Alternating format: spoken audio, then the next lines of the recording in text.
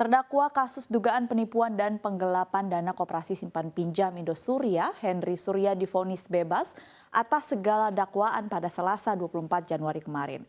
Putusan ini menggemparkan dan juga mengikis kepercayaan publik terhadap lembaga peradilan hingga menuai respons dari pemerintah pusat, yakni dalam hal ini Menko yakni Mahfud MD.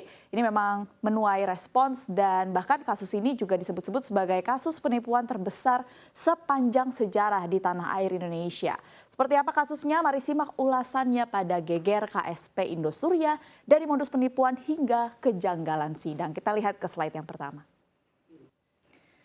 Ya, kasus penipuan dan penggelapan dana koperasi simpan pinjam atau KSP Indosuria masih hangat dibicarakan publik. Selain membuat heboh karena menyebabkan kerugian terhadap 23.000 korbannya dan juga kalau kerugiannya ini kita hitung, kita satukan begitu ya. Ini adalah sebesar 106 triliun rupiah, tetapi kasus ini juga membuat geger seluruh pihak karena bos Indosuria, Henry Surya, malah divonis bebas. Kasus KSP Indosuria ini merupakan kasus penipuan koperasi yang menimbulkan nilai kerugian terbesar di Indonesia. Serupa seperti kasus investasi bodong lainnya, kalau kita lihat memang modus yang terjadi di kasus Indosuria ini berlangsung selama bertahun-tahun. Nah, modus seperti apa yang akhirnya membuat masyarakat akhirnya jatuh dan jadi mau jadi nasabah Indosuria? Kita lihat ke slide selanjutnya.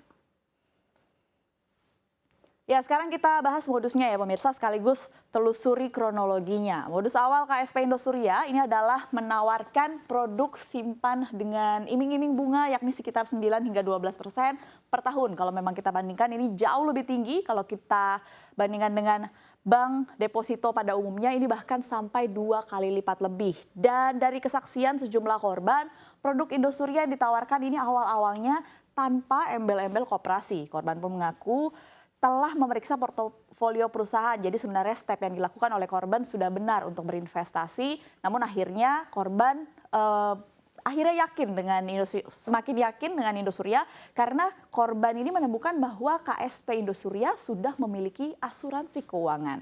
Korban pun tidak pernah menyangka akan tertipu begitu lantaran Indosuria tidak seperti skema penipuan high risk high return lainnya. Pasalnya nasabah yakin uangnya ini ditempatkan sebagai produk simpanan berjangka, di mana seperti yang kita ketahui produk investasi tabungan berjangka ini sangat konservatif dan juga minim resiko, tidak seperti saham dan juga produk investasi lainnya. Dan pada proses penyimpanan pun nasabah tidak pernah dilibatkan sebagai anggota koperasi. Nasabah juga tidak diminta membayar simpanan pokok dan juga wajib ataupun diundang untuk mengikuti rapat anggota seperti yang biasa dilakukan oleh sistem koperasi.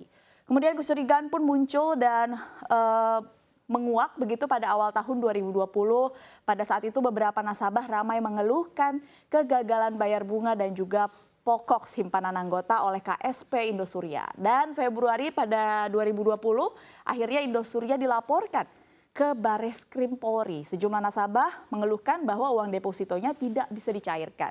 Kemudian kronologi berlanjut pada bulan Maret 2020, di mana nasabah akhirnya mendapat pemberitahuan lewat surat elektronik WhatsApp bahwa nasabah bisa menarik tabungannya namun dengan batasan pengembalian Rp1.000.000 per nasabah. Kemudian kita lanjutkan kronologinya kalau kita lihat ke belakang, yakni pada Juni 2021 akhirnya DPR memanggil Kementerian Koperasi dan akhirnya dari sini terungkaplah bahwa KSP Indosuria telah gagal bayar hingga masuk pada proses penundaan kewajiban pembayaran utang atau PKPU. Dan selanjutnya kita lihat masuklah ke tahap persidangan pertama, di mana pada bulan September 2022 akhirnya disimpulkan bahwa total dana yang dikumpulkan adalah mencapai 106 triliun dari 23.000 korban. Lalu setelah sejumlah proses persidangan digelar pada tanggal 24 Januari 2023 kemarin, terdakwa kasus dugaan penipuan dan penggelapan dana koperasi simpan pinjam Indosuria, Henry Surya divonis bebas atas segala dakwaan.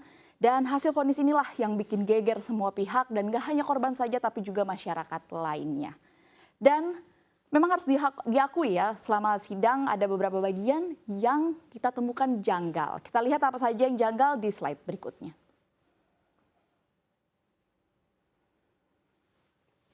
Ya, ada sejumlah bagian yang kalau kita telusuri kita temukan janggal selama persidangan.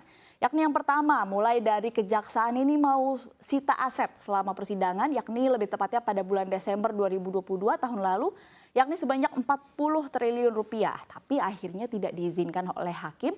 Padahal kalau kita lihat proses penyitaan tetap bisa dilakukan meski hasil di sidang PKPU KSP Indosuria sudah dinyatakan pilot.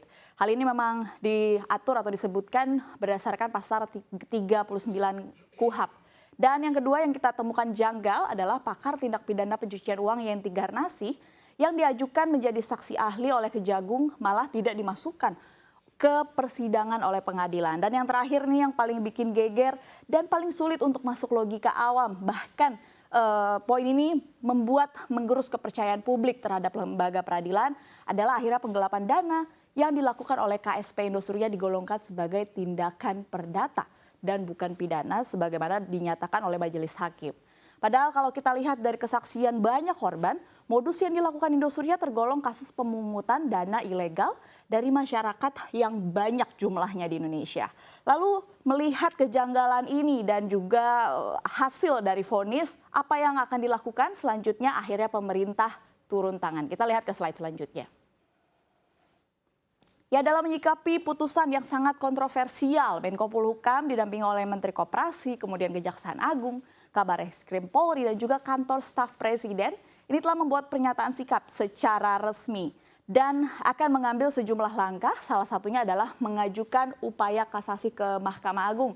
Memang mengingat putusan lepas atau bukan pidana, atau yang sering disebut kalau dalam bahasa hukumnya adalah putusan onslaught. Artinya tidak dapat dimintakan banding. Kemudian langkah selanjutnya adalah meminta DPR RI untuk merevisi Undang-Undang Koperasi, lebih tepatnya nomor 17 tahun 2012 perubahan dari Undang-Undang nomor 25 tahun 1992 yang mengatur bahwa koperasi memiliki wewenang mengawasi sendiri kegiatannya. Tujuannya tidak lain dan tidak bukan agar penggelapan dana dengan modus serupa tidak terulang kembali.